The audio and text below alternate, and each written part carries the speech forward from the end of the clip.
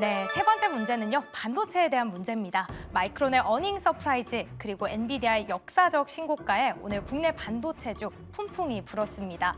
그렇다면 지금 우리가 매수를 한다면 반도체 안에서 어떤 업종을 골라야 할지 선택해야 하는 구간인데요. 일단 옆에 표에는 6월 한 달간 기관과 외국인이 가장 많이 담았던 반도체 소부장주들이 나와 있습니다.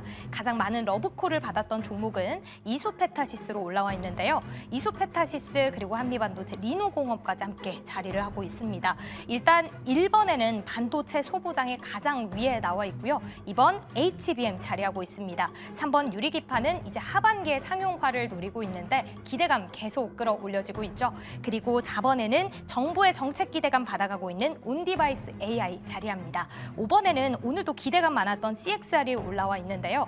마이크론이 AI 수요 증가로도 실적 기록하면서 CXL에 대한 기대감 함께 받아갑니다. 마지막으로 엔비디아양 소캠까지 올라와 있는데 이 안에서 앞으로 기대해 볼 만한 반도체 업종 어떤 걸 꼽아주실까요? 많은 분들 끝까지 집중해 주시면 좋을 것 같습니다. 그럼 마지막 주식 남녀의 선택 지금 골라주시죠.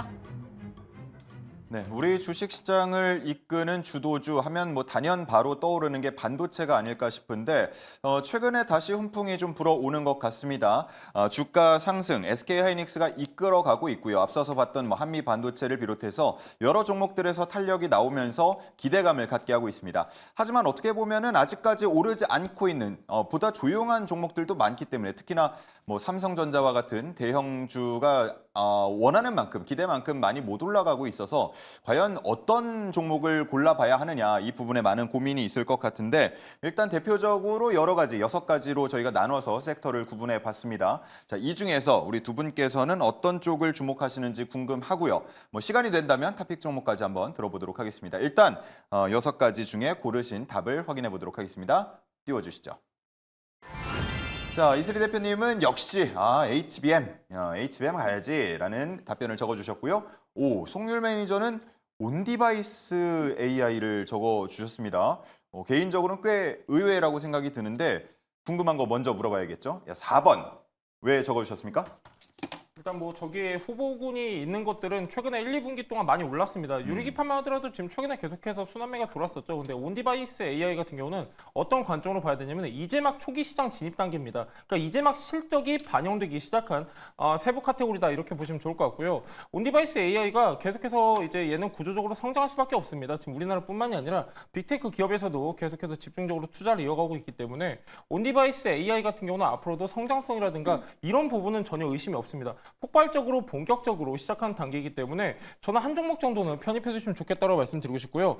예를 들면은 최근에 이제 유리기판도 계속해서 수급이 들어오고 있는 상황인데 상대적으로 덜 오른 것들이 바로 온디바이스 AI입니다. 대표적으로 텔레칩스도 해당이 되는데 텔레칩스 같은 경우는 두 가지 모멘텀이 있습니다. 얘 같은 경우는 온디바이스 AI도 있는데 차량용 플랫폼 AI 모멘텀도 더해지고 있는 게 바로 텔레칩스예요. 근데 이 두 가지 모멘텀이 더해졌음에도 불구하고 최근에 계속해서 박스권 안에서 흐름이 나오고 있기 때문에 지금 또 이제 조정을 받고 있는 시장입니다. 그렇기 때문에 약간 리스크적으로 우리가 관리한다고 하면 이렇게 눌려있는 종목들 계속해서 체크하시면 좋을 것 같고요. 온디바이스 AI 같은 경우는 이제 텔레칩스뿐만이 아니라 대부분 종목들이 아직까지는 큰 시세를 분출하지 않았기 때문에 여러분들이 약간 분할매수 관점으로 접근하시면 좋을 것 같습니다. 네, 우리 애청자분들은 아시겠지만 송률 매니저의 별명이 또 있지 않습니까? 워낙 누워있는 종목을 잘 공략해서 바로 일으켜 세운다 해가지고 눕률이라는 별명도 가지고 있는데 자, 그 중에 한 종목 텔레칩스에 대한 설명까지 들어봤습니다. 자, 다음은 이슬이 대표인데요. 역시나 HBM인가요? 네, 사실 이제 나머지 이제 복에 있던 업종들도 한 번씩 이제 튈 가능성이 있지만 사실 이제 저는 주도주를 항상 좀 공략을 해야 된다 이렇게 좀 보고 있는 상황이고요. 사실 HBM을 이제 가장 좀 좋게 보는 이유가 결국에는 이제 희소성 그리고 이제 진입 장벽이 굉장히 높다라는 겁니다. 지금 출시한 지 이제 수년이 지났음에도 불구하고 사실상 아직까지도 전 세계에서 이 HBM을 제대로 제조를 할 수 있는 기업이 딱 3군데밖에 없죠. 여전히 SK하이닉스, 마이크론, 삼성에 이제 국한된다라고 좀 보시면 될 것 같은데요. 다른 반도체 이제 소부장이라든지 이제 소캠 같은 기업들 보면은 사실 우리나라 말고도 엄청나게 지금 많은 상황입니다. 그러다 보니까 이제 진입 장벽이 HBM 쪽에 비해서는 상대적으로 좀 낮다라는 거고요. 여기에 진입 장벽이 낮다라는 것은 이제 누구나 할 수 있기 때문에 그만큼 가격 경쟁력에서 좀 밀릴 수밖에 없습니다. 그래서 종목 선정에 굉장히 좀 취약할 수밖에 없다라고 좀 보여지고 있고요. 사실 HBM 하면 우리나라에서 또 이제 빼놓을 수 없는 게 SK 하이닉스죠. SK하이닉스는 계속해서 좀 보셔야 된다라는 말씀 좀 드리도록 하겠고요.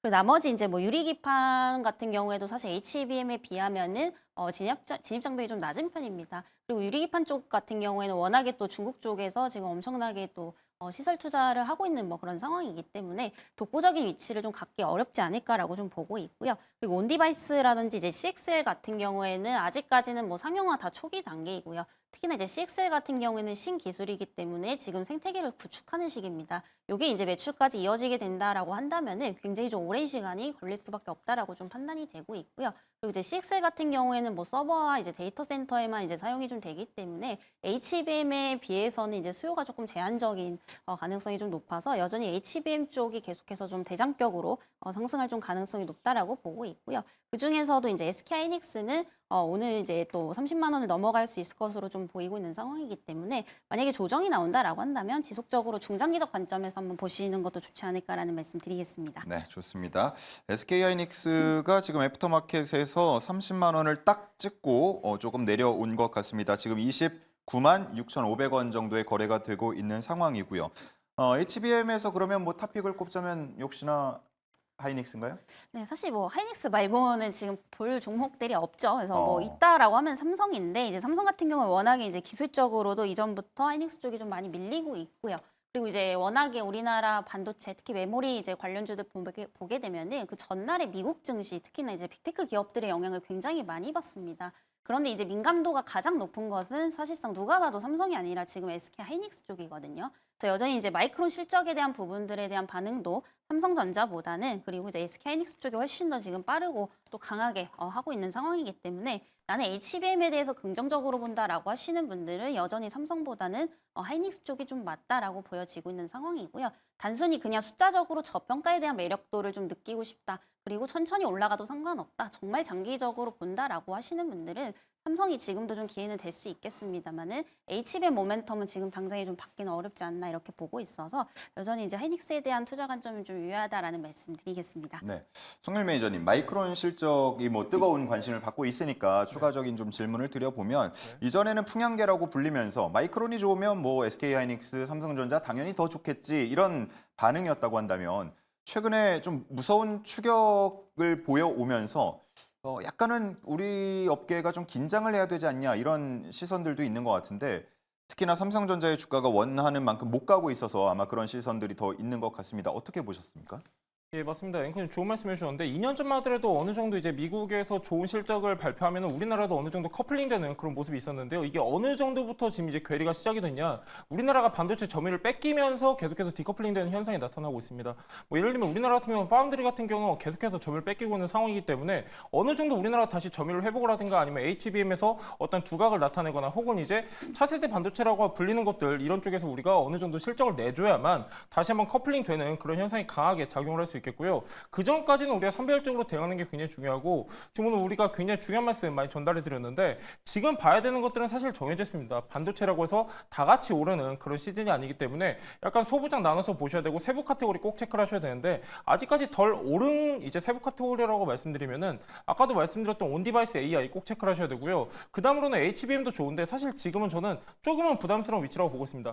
한미 반도체 같은 경우는 이제 중국향 뭐 수출 관련 내용도 나왔음에도 불구하고 윗꼬리가 달렸어요. 그리고 지금 마이크론 실적 굉장히 좋게 나왔는데 이수페타시스도 오늘 윗꼬리가 달렸습니다. 그래서 사실상 강한 매수세가 들어오는 시즌은 아니다. 그래서 선별적으로 대응하실 필요가 있겠고요. 큰 비중보다는 지금은 조금 보수적으로 대응하시면 좋을 것 같습니다. 네, 좋습니다. 오늘 함께한 두 분께서는 정말 주장을 소신껏 강하게 또 얘기를 해주신 부분들이 있어서 우리 시청자분들이 그런 부분에 대해서 오 대단하다 뭐 이런 평가들을 해주고 계신 것 같습니다. 시원한 답변들이 됐을 것 같고요. 자, 이렇게 해서 세 문제 두 분과 함께 풀어봤습니다. 우리 이슬이 대표님은 여기서 인사를 함께 드리겠고요. 송률 매니저가 이어지는 또 애프터 성공률까지 고생을 해주시니까요. 쭉 함께 해주시기 바랍니다. 애프터 성공률 만나보시죠.